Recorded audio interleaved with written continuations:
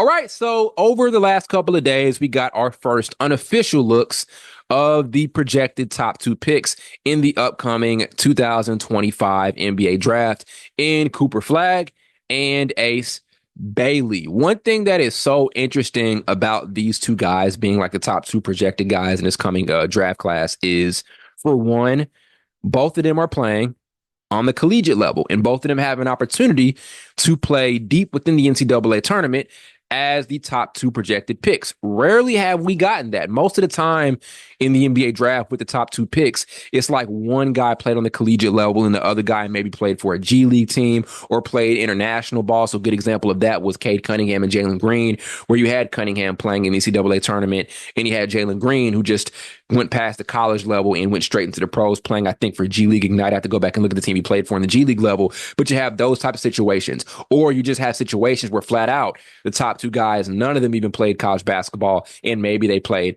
on the international level. So if we look at this last draft class, we had Zachary Richichet and Alex Sarr going 1 and 2. None of those guys played on the collegiate level. So those have generally been the situations that we've seen as far as the top two picks go. I think the last time we saw the top two picks playing in the NCAA tournament together, and you guys can let me know if I'm wrong, was it Zion Williamson and John Morant? That may have been the last time. So it's good to kind of get a return to that this particular season. What I've also kind of seen is those highly touted draft guys, when they're able to play deep within the NCAA tournament, there's something about that experience that's pretty translatable over to the league. Those are great intangibles you can gain playing in like an Elite Eight or a Final Four in a super high pressure situation that can help you in your rookie season. And hopefully that's the case here for Flagg and Ace Bailey. Between these two as well, I can kind of see a thing where they're both teetering and interchanging here and there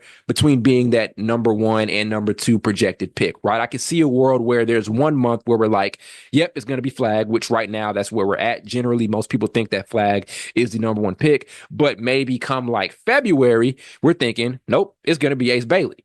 Reminds me a lot of, I think it was the 2012-2013 season where it was Andrew Wiggins and Jabari Parker. Both of those guys were very impressive during the regular season, playing for both Kansas and Duke respectively. I think Andrew Wiggins came into that season as the number one overall pick projected, but there was some interchangeability there. There were months where we thought it was going to be Parker, and there were months where we thought it was going to be Andrew Wiggins, and it ultimately ended up becoming Andrew Wiggins as the number one overall pick in that draft class. This could be a similar thing. And what's also similar is both of those guys played the same position, essentially. Both of those guys played wing positions. Same here for Flagg and Ace Bailey. So while their games are different, while they focus on two different things and have their own strengths and weaknesses, there's still that similarity in the position that they play, being at that small forward spot. So right now, what do I think about the projections? And right now, what do I think about who should go number one and who has more NBA upside? I'm still riding right now with Cooper Flagg. I think right now with Flagg, you love what he's doing. And let's start off here with the defense, right? I think he is the most intriguing defensive prospect out of like any of the top 10 guys right now. 6'9", teetering between like 6'9" and 6'10", super versatile, can guard multiple positions. He does have some things to clean up a little bit defensively when it comes to just getting stops and containing guards or whatever the case may be, but super versatile from a defensive standpoint, has a lot of switchability, and also has this ability to explode and make ridiculous defensive plays. Against Lincoln the other day, he had this ridiculous chase down block where he just pins it off the glass. You could just hear it over the TV. So he has the ability to be defensive player of the year. Like, that's type of upside that he has. And that's one of the reasons why he's such a highly touted player, is because, yes, he's this athletic 6'9" lanky forward, but the things he can do from a defensive perspective make him extremely scary. And usually for these wings, when they're like number one or number two projected, a lot of times the focus is on their ability to do things on the offensive end. Usually the defensive stuff is reserved for big men. Like, if we're going to talk about a big man being a number one projected pick, most of the time the defense thing and the focus on their ability to defend, that's going to go to the big men. Not really a thing for number one projected picks who are playing wing positions. That's the difference here with Cooper Flagg relative to some other guys we've seen play the wing over the last couple of seasons. Offensively, there is some stuff to look at as well. I thought we saw some great signs in that game against Lincoln. For one, his jump shot looked amazing. Like one thing people kind of gave him a lot of flack for when he was playing on the high school level was the mechanics, but the mechanics look great in that game against Lincoln. He had a couple of really good off the catch jumpers, had one where I think a guard for Duke attacked the right elbow. He kind of fills to the top of the key and knocks down a shot. And then had another one in the second half where he gets a catch on the left elbow and drains another look. It's a really good looking jumper. Really good looking jumper, great release, and he gets great elevation. So there's like that Michael Porter Jr. thing where you have this lanky athletic forward who gets so high up on his jump shot, it's really impossible to try to block it. And he showed that off here in that first game against Lincoln. We'll see how translatable that's going to be throughout the entire season as more bigger players are going to be matched up against him. But so far, the jumper looks good. They're also going to be playing him in a lot of different spots. So we saw him go out there and start the game playing in the low post. His first bucket of the game was like a turnaround jumper off of like a dribble move in the low post area. Then there was obviously times where he was operating from outside the 3-point line, both as an off the catch guy and as a creator. He had one really good like left to right crossover into a mid-range jumper. So also there's versatility with how you can use him. We also saw him kind of play in the middle of the zone and make a play from there. A really good pass as he got a catch flash into the middle and found a big man underneath for a dunk. So there's a lot of versatility in where Cooper Flagg can be used. That's only going to continue to help his draft stock.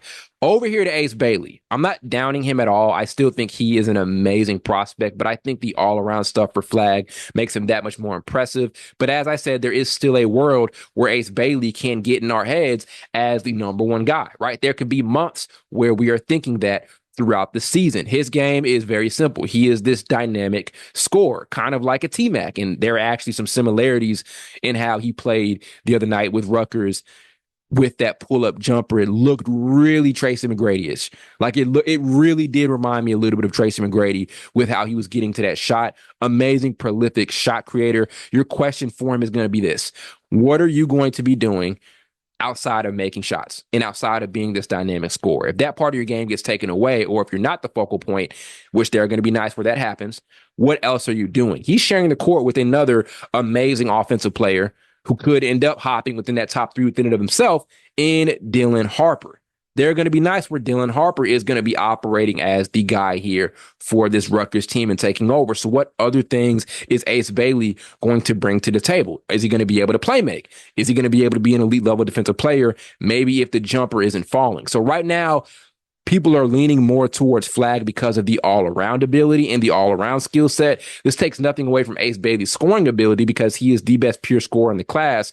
But what is Ace Bailey going to do when his biggest strength is taken away from him, or when he is not the focal point for his team? So that's going to be the biggest focus here for Ace Bailey. Again, what I love is that both of these guys are playing for very competitive programs. Rutgers right now is at 25. Duke, I think right now is like somewhere below 15 and above 21-ish. They should be within that range. I'd have to go back and look. But they're both playing for very competitive programs. They both have this opportunity to play deep within the NCAA tournament, and that's going to really help their stock and their experience and their intangibles heading over to that NBA level. So I'm excited. This is a draft class that I'm really excited for. It's a great contrast to this most previous one that's relatively weaker, and we may not know, right? Like things could happen this coming NBA season where maybe at the time the draft class looked weak, but those rookies come in this season and they're amazing, and we have to go back and then change our minds a bit, right? It could be that situation where at the draft, those guys didn't look all that great. But once they get into the NBA, they go out there and dominate, and it ends up being the super impressive draft class with their results. That could end up being the case here, right? But as far as how we felt coming into last college basketball season or last pre-draft season compared to now, is two completely different things, right? The hype is different, and I think the talent level is different. And I can't wait to see what these guys end up doing. And also, who knows? Could there be somebody else that slips within that top two conversation? Could it be, right? If Ace Bailey has a down year, Cooper Flagg isn't as impressive as we'd want him to be, that could also end up happening. That can happen anywhere. There have been a lot of times where a projected number one player doesn't end up being looked at the same way by the end of the season. That could end up being the case. But so far, I've been impressed from what I've seen from both of these guys. Both of these guys have ridiculous NBA upside, but I'm still riding with Cooper Flagg as the most intriguing player in this class. And so far, So far, and again, it is so early, it doesn't even make any sense. But so far, Flagg has been the guy. But we'll see what ends up happening the rest of the season down for both of these amazing, talented, highly touted prospects.